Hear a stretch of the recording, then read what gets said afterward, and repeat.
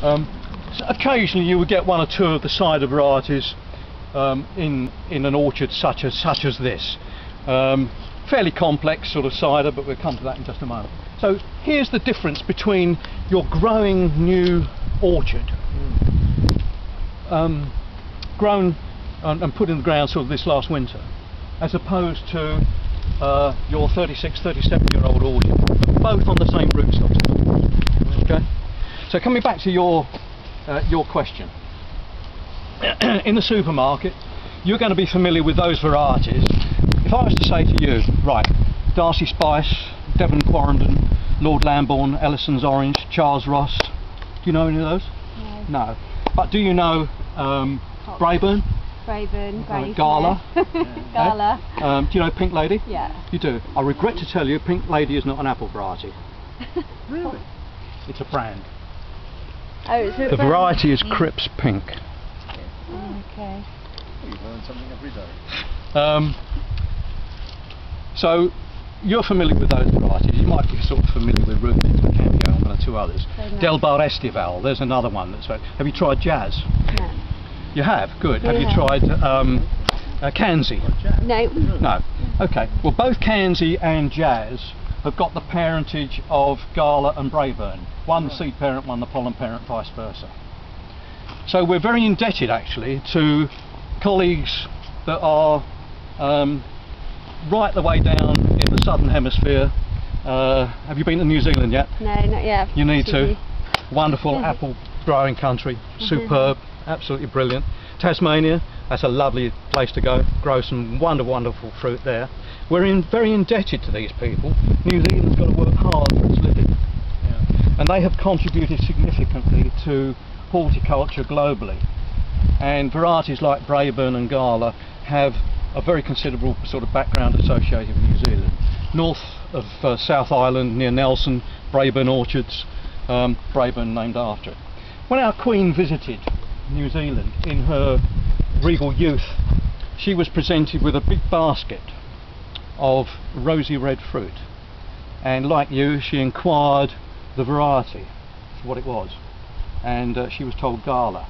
Well, of course, to this day, your Gala that is rosy red all the way round and about 70mm in diameter and looks the perfect picture is now Royal Gala. So you can add on a lot of sort of stories like this. So the product that you're going to see in the supermarket is going to be, most of it, including Cox's Orange Pippin, is now jolly nearly a bicoloured apple.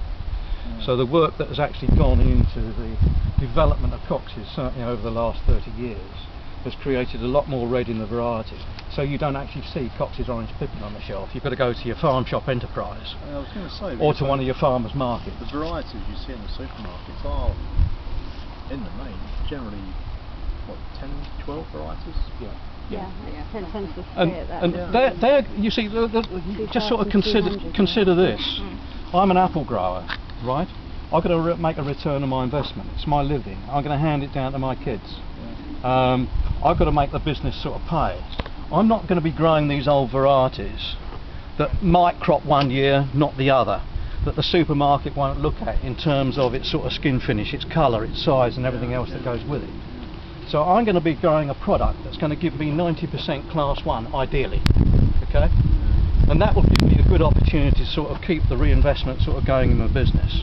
But also, there has been a significant change in terms of the speed in which new varieties come forward than has perhaps been the previous sort of scene. So, you know, there's 20, 25 new varieties being trialled on the R&D plots here. Some with a name, some with a number. And you'd be looking at quality in terms of taste, of colour, appeal. You'd certainly be looking at products that would give you some storage life. You've got to remember that sort of from mid of September you're looking at apple products and pear products that will give you longevity of storage life. So that's quite important. So long as the cost factor of doing that over a period of 6 months can be sort of picked up at the end of your 6 months, otherwise it's a no-go business. So you've got to have real good quality products to enable you to do that with. And today's sort of modern marketplace, because you knew none of those old varieties, and there was only half a dozen of them, not another sort of 2,000, sort of 100 and whatever it was, 94. So you know, it's a wonderful sort of science to be in, but nonetheless it's a dynamic one, and it's moving rapidly. It's moving rapidly and continues to move rapidly. And one of the important things that I sort of did mention in there, that the scientists would be sort of looking at, is the physiology of the tree. Amongst other things, they'd be looking at cryopreservation, the preservation of the living plant material under controlled conditions. But, hugely important, what's changing up there? Now, it may well be that the genetics of some of our older historic varieties are going to be extremely important in terms of the breeding of new varieties as we get and follow the changes that are happening climatically. Because I'm standing on ground that just conceivably in 20 years' time is going to be a lot different in terms of its makeup.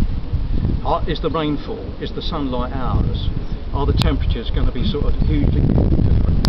I mean, if you were to take just an example, if you were to sort of take last year as opposed to this year, in the period between April to June, 3 factors were hugely different. The amount of rainfall, the amount of sunlight hours, and the amount of accumulative degrees above 6 degrees Celsius, which is an important sort of breakpoint in terms of the growth of plant material.